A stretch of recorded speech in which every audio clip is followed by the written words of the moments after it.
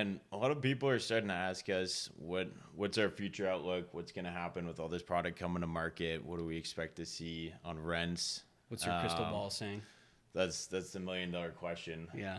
Everyone asks, but no one knows the answer. But we can do our best to guess.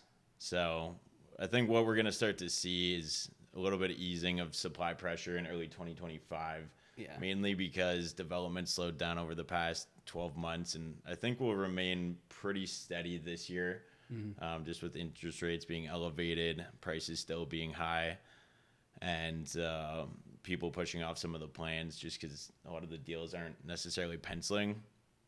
But with that being said, what we can expect is in the next year or so, rent growth to start to stabilize. They're expecting about 10% asking rent growth in 2024, which is a lot healthier level than what we've seen over the past 24 months or so. I know last year was over 30%.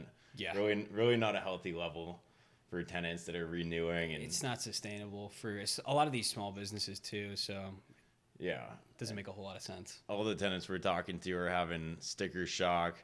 Yeah. They're at less than $1 a square foot, and their lease is coming due and pretty much doubling. Yeah. And a lot of the businesses just can't support it. So if you're a tenant out there, you're probably looking to renew your lease, knock it out there into the market, and hopefully get a better deal. Yeah, and then furthermore on rent growth and those dynamics as well. So owners of smaller properties, and what we mean by smaller properties is 50,000 square feet or less, they're obviously going to retain that leverage due to the limited supply of new construction for smaller product. A lot of the new construction is, I would say, 100,000 square feet plus. So obviously larger distribution facilities that are in that size range of 100,000 square feet or more is going to see a pretty significant impact.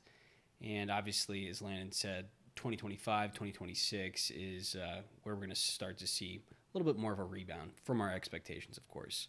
So, yeah. Exactly.